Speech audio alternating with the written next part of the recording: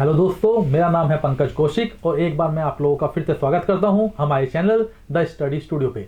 दोस्तों, आज हम फिर से आ गए हैं आपके लिए एक नया सब्जेक्ट, नई क्लास, नए टॉपिक के साथ। इससे पहले बहुत सारे टॉपिक्स को हमने कवर करने की कोशिश की है और उससे रिलेटेड हमने बहुत सारे पेपर भी टाइम टू टाइम पब्लिश करते रहे हैं।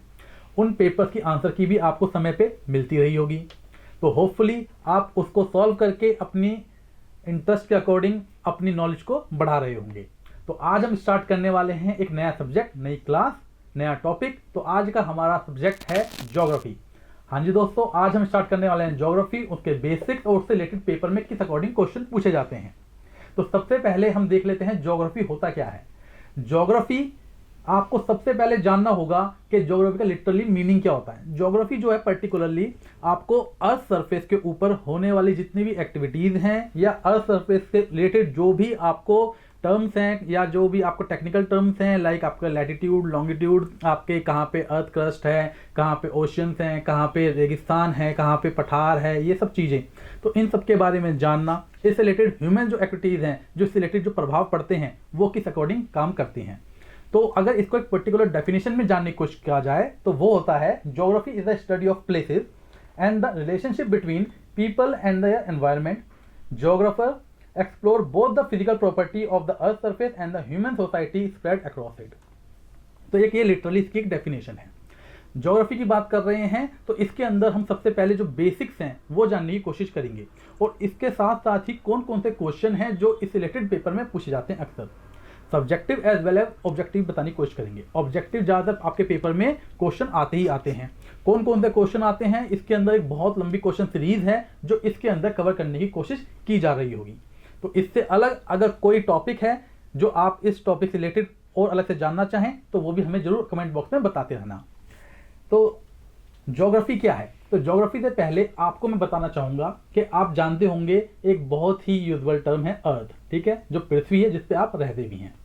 तो अर्थ कैसी होती है, आपने पर्टिकुलरली अर्थ को देखा होगा एक as a round ball shape में, लेकिन एक्चुअल में जो अर्थ की शेप है वो राउंड बॉल ना होके थोड़ा जिगजैग टाइप है, वो एक सर्कुलर बॉल प्रॉपर नहीं है, जो कि आप अपनी स्क्रीन पे ये भी देख पा रहे हैं।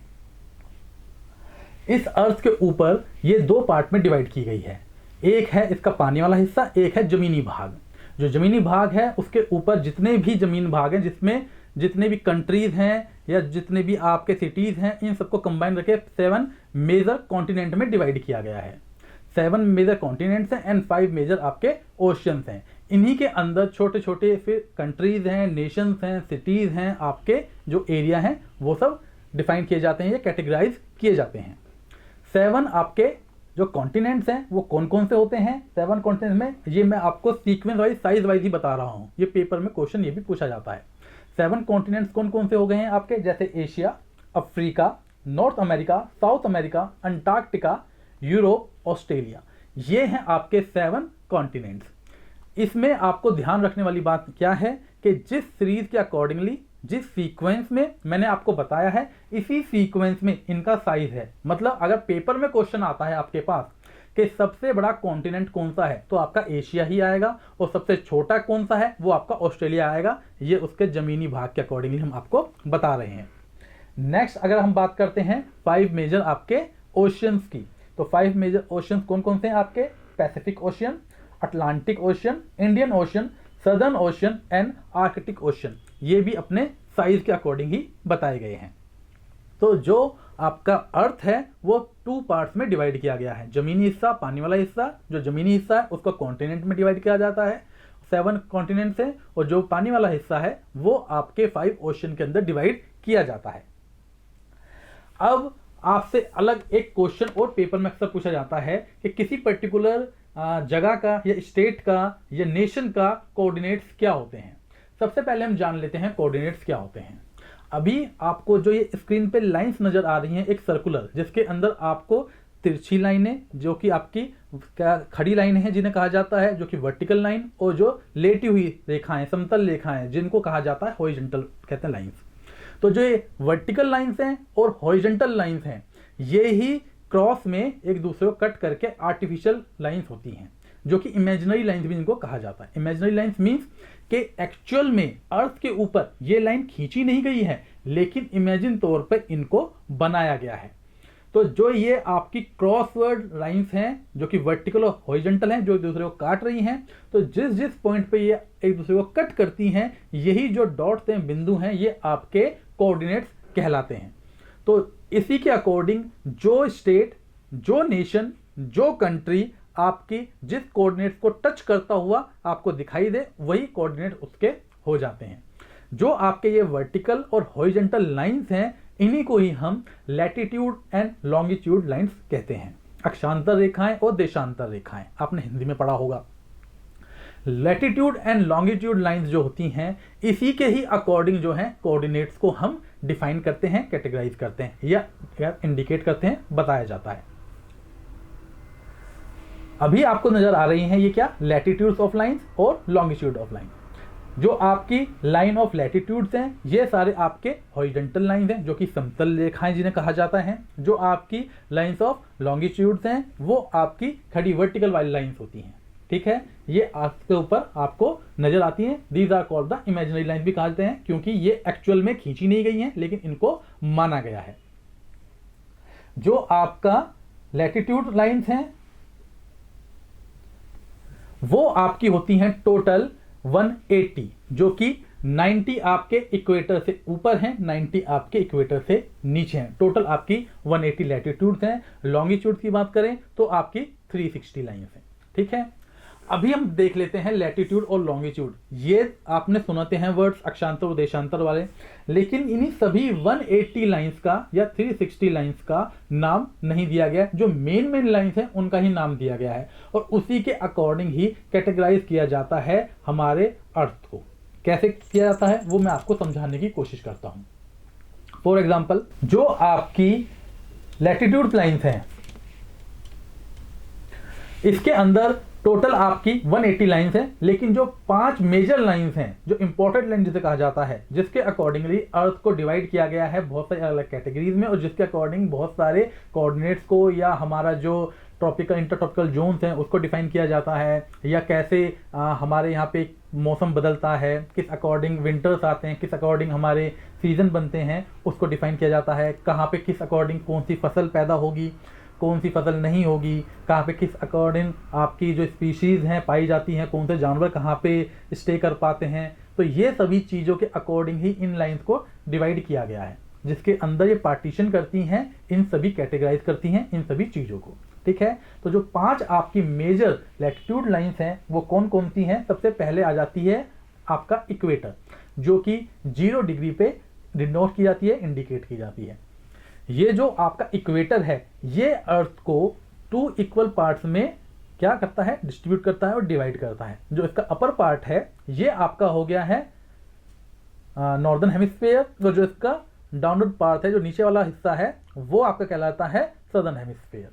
तो नॉर्दर्न हेमिस्फीयर और सदर्न हेमिस्फीयर 2 पार्ट में डिवाइड करता है आपका इक्वेटर। पेपर में इससे रिलेटेड क्वेश्चन पूछा जाता है कि अर्थ को 2 पार्ट में इक्वली डिवाइड करने वाली लाइन उसको क्या कहा जाता है। वो है इक्वेटर, और कितने डिग्री पे होती है? वो होती है 0 डिग्री पे। क्वेश्चन बनता है पेपर में। इससे अलग अगर हम अपर पार्ट की नॉर्दर्न हेमिस्फीयर की बात करते हैं, तो आपकी एक लाइन बनती है ट्रॉपिक ऑफ कैंसर, जो कि 23 डिग्री 26 नॉट नॉर्थ में होती है। और उससे ऊपर अगर हम जाएंगे तो आती है आपकी आर्कटिक सर्कल, जो आती है आपकी 66 degree 33 not 39 double not north में, जो उसके ऊपर पहुंच जाता है आपका नॉर्थ पोल। सबसे ऊपर नीचे वाले साइड पे आ जाते हैं तो आपका ट्रॉपिक ऑफ कैप्रिकॉर्न, जो कि 23 डिग्री 26 नॉट साउथ है। और उससे नीचे आता है आपका अंटार्कटिक सर्कल, जो कि 66 डिग्री 33 नॉट साउथ होता है। ये आपके हैं 5 मेन लाइंस हैं जिसके अकॉर्डिंग अर्थ को डिवाइड किया गया है। ठीक है, तो ये सभी लाइंस 5 कौन सी हैं, ये कितने कितने डिग्री पे अर्थ को कट करती हैं, उसको बताया गया है। पेपर में इससे रिलेटेड क्वेश्चन पूछा जाता है। इससे अलग पेपर में ये वाला क्वेश्चन भी अक्सर पूछा जाता है कि अर्थ को कट करने वाली या अर्थ में को कट करने वाली वह कौन सी लाइन है जो इंडिया से पास थ्रू होके भी गुजरती है। तो वो कौन सी आपकी ट्रॉपिक ऑफ कैंसर, जो कि 23 डिग्री 26 नॉट नॉर्थ में आपकी बनाई गई है, बताई गई है। ठीक है। जो आपका इक्वेटर है, जो लाइन है, वो आपका टोटल 13 कंट्री से होकर पासे थ्रू होकर गुजरता है। कौन कौन सी ये 13 कंट्रीज हैं? आपका Ecuador, Colombia, Brazil, Sao Tome, Principe, Gabon, Republic of Congo, Democratic Republic of Congo, Uganda, Kenya, Somalia, Maldives, Indonesia and Kiribati. ये आपके टोटल 13 कंट्रीज हैं जिससे ये आपके होके पास थ्रू होके गुजरती हैं। इससे अगर हम बात करें आपकी लॉन्गिट्यूड लाइंस की, तो लॉन्गिट्यूड आपकी टोटल 360 लाइंस हैं। जो आपकी लैटिट्यूड लाइन थी वो आपकी 180 थी। एक क्वेश्चन और यहाँ पे बनता है दोस्तों, जो आपकी लैटिट्यूड लाइंस हैं उनको पैरेलल लाइंस भी कहा जाता है। तो पेपर में अक्सर पूछा जाता है कि कौन सी लाइंस जो है आपकी पैरेलल लाइंस कहा जाती हैं अर्थ के ऊपर, जो इमेजिनरी लाइंस हैं। तो वो आपकी लैटिट्यूड्स हैं, लॉन्गिट्यूड्स हैं, प्राइम मेरिडियंस हैं, कौन सी हैं? तो उसके अंदर आप क्या कहेंगे, जो लैटिट्यूड लाइंस हैं वो आपकी पैरेलल लाइंस के अकॉर्डिंग काउंट की जाती हैं, बताई जाती हैं। क्यों? पैरेलल लाइंस मींस कि जो एक दूसरे को कभी कट ना करें, एक दूसरे के साथ समतल चलती रहें। फॉर एग्जांपल जैसे आपकी रेलवे ट्रैक्स होते हैं, रेलवे ट्रैक्स एक दूसरे को कट नहीं कर रहे होते हैं, समतल चल रहे होते हैं, एक दूसरे के समानांतर चल रहे होते हैं, वही चीज आपकी पैरेलल लाइंस कहलाती हैं। तो जो आपकी लैटिट्यूड लाइंस है वो कट नहीं करती हैं। वहीं अगर हम देखें आपकी लॉन्गिट्यूड लाइंस जो होती हैं वो टोटल होती हैं 360, जो कि एक दूसरे को कट करती हैं। एक चीज और आपको बता दूं, यहाँ ध्यान देने वाली चीज क्या है कि जितनी भी 360 लाइन है, हर एक लाइन को प्राइम मेरिडियन जो है माना जा सकता है या काउंट किया जा सकता है। क्योंकि हर एक प्राइम मेरिडियन या हर एक जो आपका लाइन है लॉन्गिट्यूड, वो अर्थ को इक्वल ही डिवाइड कर रही होती है। लेकिन क्योंकि कभी ऐसा ना हो कि कभी किसी लाइन को हम काउंट कर रहे हैं, कभी किसी को कर रहे हैं, ऐसा नहीं होता है। तो इसलिए एक लाइन को ही हम क्या प्राइम मेरिडियन मान लेते हैं, जो कि ग्रीनविच से होके गुजरती है, जिसके अकॉर्डिंग हमारा जो टाइम जोन है वो भी डिस्ट्रीब्यूट किया जाता है या बताया जाता है। क्या होता है टाइम जोन, वो भी अभी आपको आगे बताने की कोशिश की जाएगी। जिस अकॉर्डिंग आपका जो लैटिट्यूड लाइन थी इक्वेटर वाली, अर्थ को 2 इक्वल पार्ट में डिवाइड कर रही थी, नॉर्दर्न हेमिस्फीयर और सदर्न हेमिस्फीयर, वैसे ही प्राइम मेरिडियन है वो भी अर्थ को 2 पार्ट में डिवाइड करती है। एक होता है आपका ईस्टर्न हेमिस्फीयर, एक होता है आपका वेस्टर्न हेमिस्फीयर। जो बीच वाली लाइन है मेन, उसको हम प्राइम मेरिडियन कहते हैं।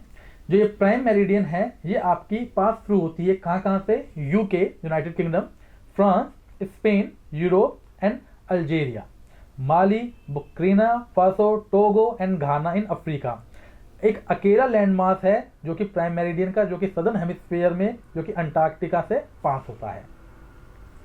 अब आ जाते हैं बात, यह है प्राइम मेरिडियन की बात करी अभी हमने, लैटिट्यूड देखा, लॉन्गिट्यूड देखा, अभी जाना कोऑर्डिनेट्स क्या होते हैं, कोऑर्डिनेट्स कैसे बनते हैं वो बताया। अब इसमें इंपॉर्टेंट कोऑर्डिनेट्स कौन से हैं जो कि आगे पेपर में पूछे जाते हैं वो बताएंगे। लेकिन प्राइम मेरिडियन बात कर रहे हैं तो प्राइम मेरिडियन को हम ग्रीनविच वाली लाइन भी कहते हैं। It is an imagine line, एक इमेजिन लाइन है लास्ट जो कि स्टैब्लिश की गई थी 1851 में। दरअसल उससे पहले क्या था, स्टैब्लिश तो पहले ही हो चुकी थी, लेकिन उससे पहले क्या ग्रीनविच ने अपनी एक अलग ही लाइन को, इमेजिन लाइन को बना रखा था, लेकिन जिसको बाद में कंबाइन करके एक ही बनाने की कोशिश की गई, जिसके अकॉर्डिंगली टाइम जोन जो है एक जैसा ही सब जगह पे काउंट किया जाए। तो 1851 में लास्ट टाइम इसको स्टैब्लिश किया गया था। Use to indicate 0 degree longitude, जो कि 0 डिग्री लॉन्गिट्यूड पे आपका काउंट किया जाता है, देखा जाता है। इट पास थ्रू ग्रीनविच से, जो कि आपका कहाँ पे है, लंदन में है, terminate at the north pole and south pole because it indicate the 0 degree longitude.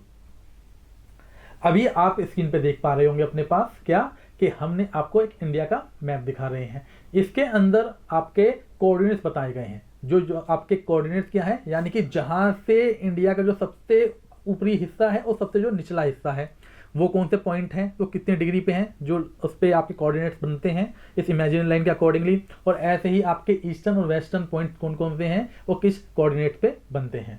सबसे ऊपर है आपका 37 डिग्री 6 नॉट नॉर्थ, ये आपका अपर कोऑर्डिनेट है।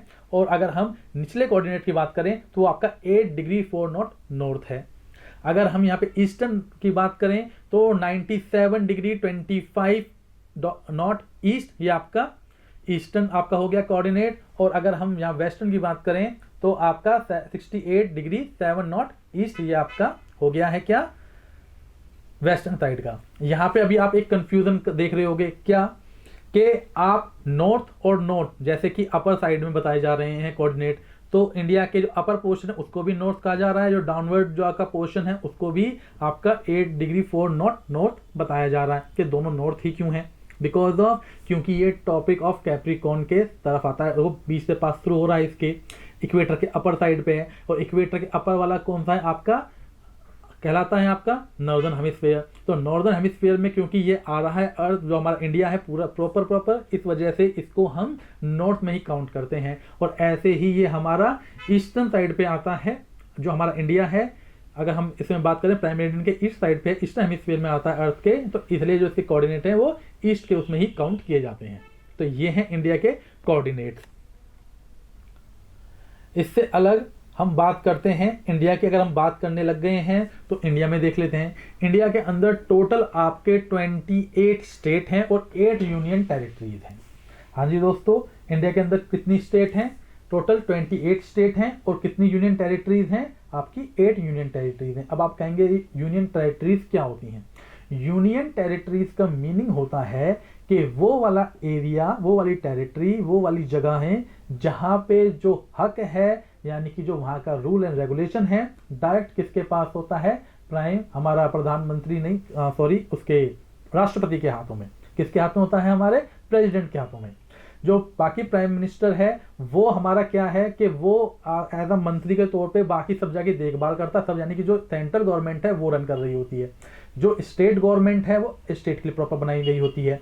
लेकिन जब यूनियन टेरिटरीज की बात करते हैं तो वहाँ जो हमारे राष्ट्रपति हैं, यानी कि जो प्रेसिडेंट हैं, उनके अकॉर्डिंगली ही काम किए जा रहे होते हैं। मतलब जो सारे कामों का जो देख रेख है वहाँ का जो सीएम है वो कर रहा होता है, लेकिन जो डायरेक्ट रिपोर्ट करता है या वहाँ के जो अहम फैसले लेने हैं या अहम मुद्दे के कोई भी जो काम करने हैं वो उसकी देख रेख में हो रहे होते हैं प्रेसिडेंट के अकॉर्डिंगली।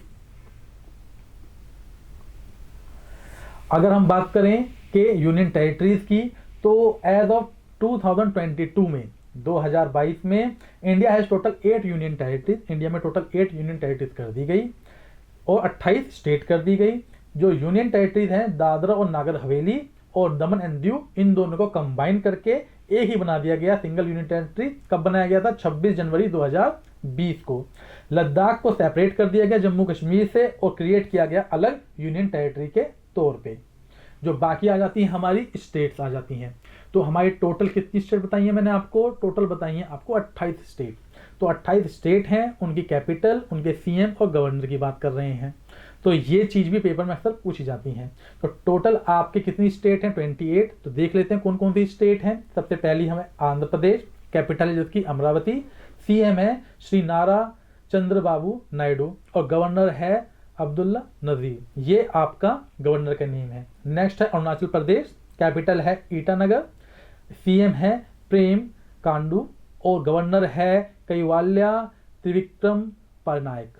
नेक्स्ट है असम, दिसपुर हिमांता बिस्वाहा सरना, ये आप शर्मा, ये आपका हो गया आपके सीएम, और गुलाब चंद कटारिया ये हो गए आपके गवर्नर। नेक्स्ट है आपका बिहार, जिसकी कैपिटल है पटना, सीएम है नीतीश कुमार, गवर्नर हो गए हैं राजेंद्र अरलेकर। नेक्स्ट स्टेट है आपकी छत्तीसगढ़, कैपिटल हो गई है आपकी रायपुर, सीएम हो गए हैं विष्णु देव साय और गवर्नर हो गए हैं आपके विश्वाना हरिचंदन। नेक्स्ट है आपका गोवा, कैपिटल हो गई आपकी पणजी, सीएम हो गए हैं प्रमोद सरस्वत सावंत और गवर्नर हो गए हैं आपके पीएस श्रीधरन पिल्लई। नेक्स्ट है आपका गुजरात, कैपिटल हो गई है आपकी गांधीनगर, सीएम हो गए हैं भूपेंद्र पटेल और इसके गवर्नर कौन हो गए हैं? आचार्य देव व्रत। नेक्स्ट है आपका हरियाणा, कैपिटल है चंडीगढ़, इसके सीएम कौन हो गए हैं? नायब सिंह सैनी और बंडारू दत्ताचार्य आपका कौन हो गए हैं? इसके गवर्नर हो गए हैं। हिमाचल प्रदेश नेक्स्ट आपका हो गया है, शिमला की कैपिटल हो गई है, सुखविंदर सिंह सुक्खू ये उसके सीएम हो गए हैं और शिव प्रताप शुक्ला ये हो गए हैं उसके गवर्नर। नेक्स्ट है झारखंड, जिसकी कैपिटल है रांची, हेमंत सोरेन ये उसके सीएम हो गए हैं, सीपी राधाकृष्णन ये उसके गवर्नर हो गए हैं।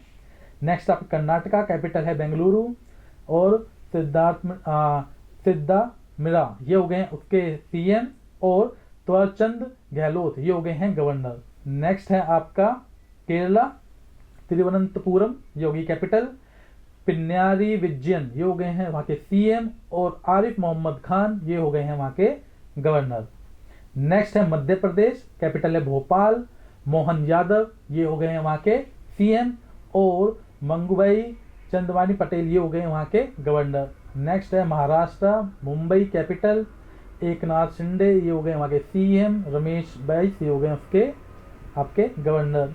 मणिपुर, इम्फाल कैपिटल, एन बीरेन सिंह ये हो गई है वहाँ के सीएम, और अनुसुईया यूके ये वहाँ की हो गई हैं governor. Meghalaya, Shillong capital, Conrad Kongkal Sangma ये वहाँ के सीएम हो गए हैं, और पागू चौहान ये हो गए हैं वहाँ के गवर्नर। मिजोरम, एजवाल ये वहाँ की हो गई है कैपिटल, और लोधमा ये हो गए हैं वहाँ के सीएम, और कंबपति हरिबाबू ये वहाँ के हो गए हैं गवर्नर। नागालैंड, कोहिमा वहाँ की कैपिटल है, नेपू राव वहाँ के हो गए हैं सीएम, और एल गणेशन ये वहाँ के हो गए हैं गवर्नर। नेक्स्ट है उड़ीसा, भुवनेश्वर हो गई है कैपिटल, नवीन पटनायक वहाँ के सीएम हो गए हैं, और रघुबर दास ये वहाँ के गवर्नर हो गए हैं। नेक्स्ट है पंजाब, चंडीगढ़ हो गई है वहाँ की कैपिटल, और भगवान सिंह मान ये हो गए हैं सीएम, और बनवारीलाल पुरोहित ये हो गए हैं वहाँ के बनवारीलाल पुरोहित आपके गवर्नर। नेक्स्ट है राजस्थान, जयपुर कैपिटल, और भजन लाल शर्मा ये वहाँ के सीएम, और कालराज मिश्रा जो गवर्नर हैं। नेक्स्ट है सिक्किम, गंगटोक वहाँ की कैपिटल, पीएस गलोय वहाँ के सीएम, और लक्ष्मणाचार्य वहाँ के गवर्नर। नेक्स्ट है आपका तमिलनाडु, चेन्नई कैपिटल है, एम.के. स्टालिन वहाँ के सीएम है, और आर.एन. रवि वहाँ के गवर्नर। नेक्स्ट है तेलंगाना, हैदराबाद कैपिटल, और अनुमुल्ला रेवनाथ रेड्डी ये वहाँ के सीएम हो गए हैं, और सी.पी. राधाकृष्णन वहाँ के हो गए हैं गवर्नर। नेक्स्ट है आपका त्रिपुरा, अगरतला वहाँ की कैपिटल, डॉक्टर मानिक शाह ये वहाँ का गवर्नर सीएम हो गए हैं, और एन इंद्रसेन रेड्डी ये वहाँ के हो गए हैं गवर्नर। नेक्स्ट है आपका उत्तर प्रदेश, जिसकी राजधानी हो गई है कैपिटल हो गई है लखनऊ, योगी आदित्यनाथ ये वहाँ के सीएम हो गए हैं, और आनंदीबेन पटेल ये वहाँ के गवर्नर बन गई हैं। नेक्स्ट है आपके उत्तराखंड, देहरादून वहाँ की कैपिटल है, पुष्कर सिंह धामी ये वहाँ के सीएम, और लेफ्टिनेंट जनरल गुरमीत सिंह आपके वहाँ के गवर्नर हैं। और वेस्ट बंगाल, कोलकाता कैपिटल, ममता बनर्जी आपके सीएम हो गई हैं वहाँ की, और डॉक्टर सी.वी. आनंदा बोस वहाँ के गवर्नर। ये तो थे आपके 28 स्टेट्स जहाँ के सीएम कौन है, कैपिटल कौन है, और गवर्नर कौन है। अब आ जाते हैं यूनियन टेरिटरीज की बात कर रहे हैं। कैपिटल क्या है, सीएम कौन है, लेफ्टिनेंट गवर्नर कौन है वहाँ की, उनकी बात कर रहे हैं। तो सबसे पहला है आपका अंडमान एंड निकोबार आइलैंड, जहाँ की कैपिटल पोर्ट ब्लेयर है, सीएम नहीं है, और वहाँ के गवर्नर है डी.के. जोशी। चंडीगढ़, जिसकी कैपिटल चंडीगढ़ ही है, और वहाँ के गवर्नर कौन है, बनवारीलाल पुरोहित, वहाँ के सीएम नहीं है। नेक्स्ट आपका दादरा एंड नगर हवेली और दमन एंड दीव, जो कंबाइन कर दिया गया, एक कर दिया गया है। दमन इसकी कैपिटल हो गई है, और गवर्नर है इसका प्रफुल्ल पटेल। नेक्स्ट है दिल्ली, दिल्ली की कैपिटल दिल्ली में ही काउंट की जाती है। नेक्स्ट इसके सीएम है अरविंद केजरीवाल, गवर्नर है विनय कुमार सक्सेना। नेक्स्ट है लद्दाख, जिसके कैपिटल नहीं है, लद्दाख को खुद ही माना गया है एज आ यूनियन टेरिटरी पे, अभी बनाई नहीं है कैपिटल। सीएम कोई नहीं है, गवर्नर है वहाँ के बी.डी. मिश्रा। नेक्स्ट है लक्षद्वीप, कैपिटल है कवरारती। नेक्स्ट है सीएम नहीं है, प्रफुल्ल पटेल वहाँ के गवर्नर हैं। नेक्स्ट है जम्मू एंड कश्मीर, कैपिटल नहीं है, ओमार अब्दुल्ला वहाँ के सीएम है, और मनोज सिन्हा वहाँ के जनरल गवर्नर है।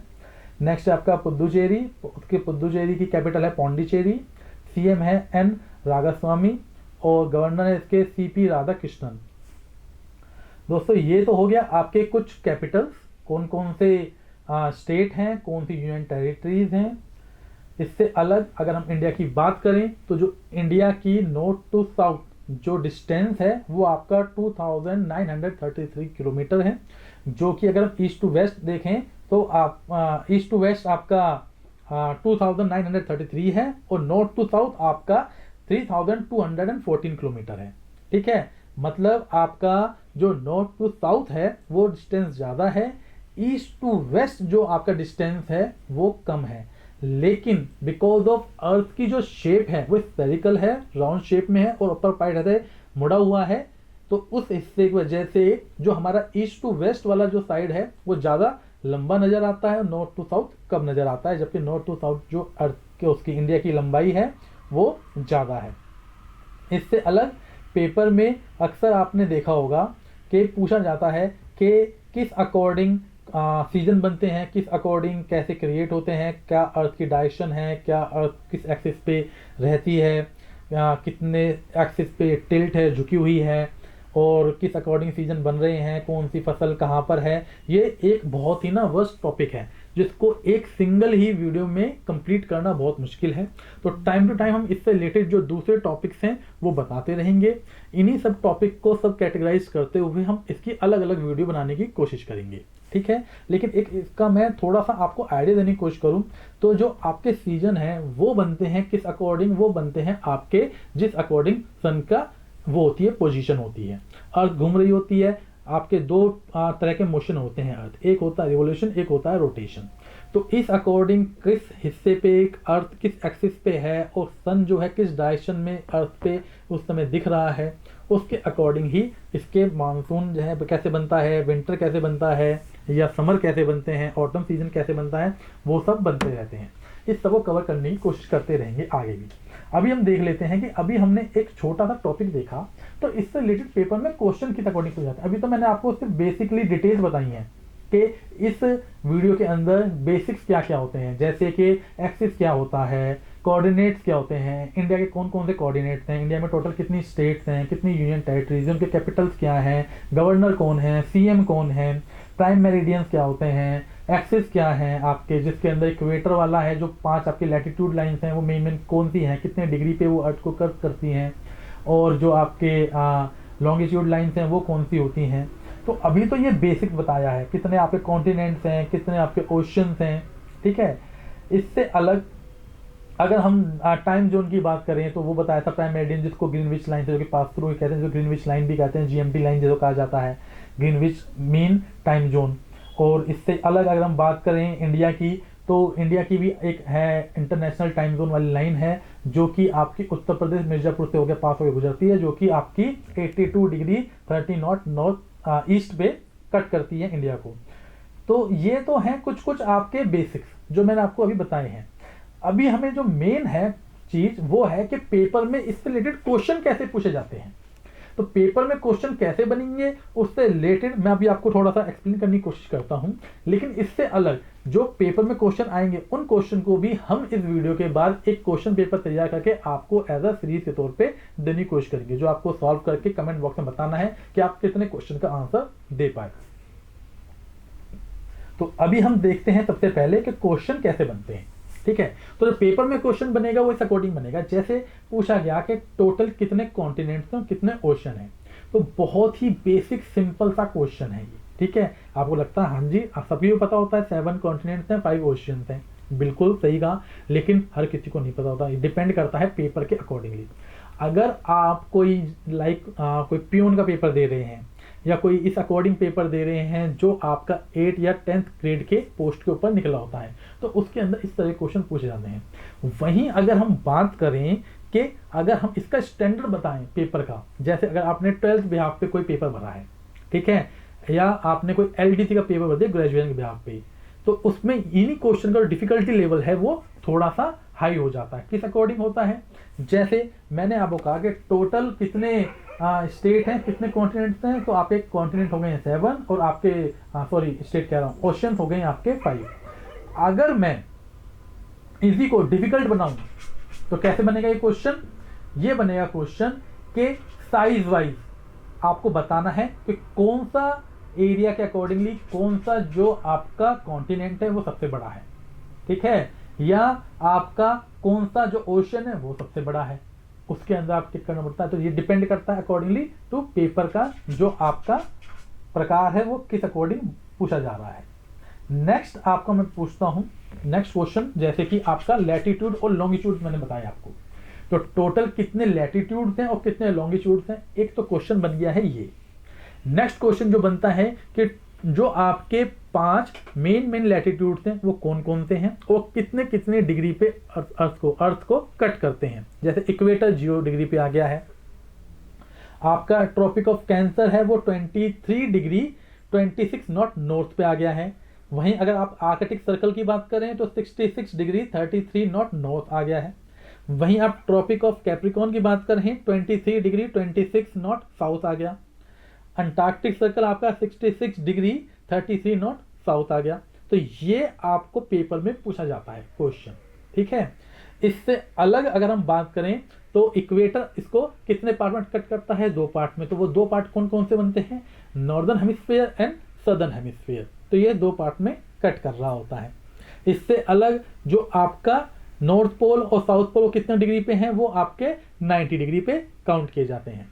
फिर आपका प्राइम मेरिडियन है वो लॉन्गिट्यूड, वो कितने डिग्री पे होता है, वो 0 डिग्री पे होता है।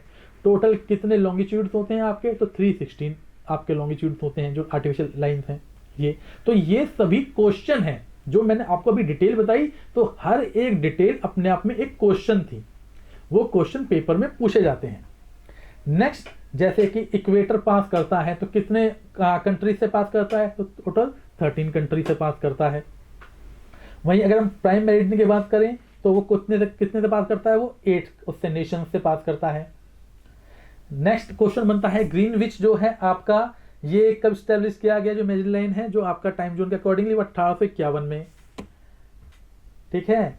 इंडिया की नॉर्थ टू साउथ की कितनी डिस्टेंस है, ईस्ट टू वेस्ट का कितना डिस्टेंस है, इंडिया के कोऑर्डिनेट्स कौन कौन से हैं, वो पेपर में क्वेश्चन बनता है।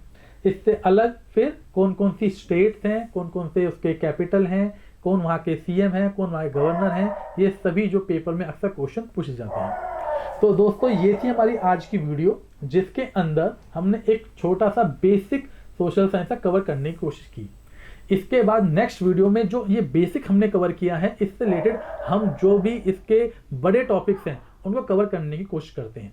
नेक्स्ट टॉपिक में जो नेक्स्ट वीडियो है उसके अंदर हम लाने की कोशिश करेंगे कि जो टाइम जोन के अकॉर्डिंगली या जो हमारा जो लैटिट्यूड और लॉन्गिट्यूड है उसके अकॉर्डिंगली किस अकॉर्डिंग हमारा किस तरह से मानसून क्रिएट होता है, किस अकॉर्डिंग कौन सा सीजन बनता है, कैसे विंटर आता है, कैसे ये सब बनता है, रोटेशन कैसे अकॉर्डिंग उस पर इफेक्ट डालती है, रिवोल्यूशन से कैसा असर आता है, जो डिस्टेंस है अर्थ का कहते हैं सन से वो कितना इफेक्ट करता है। तो ये सभी जो क्वेश्चंस हैं नेक्स्ट वीडियो में कवर करने की कोशिश करेंगे।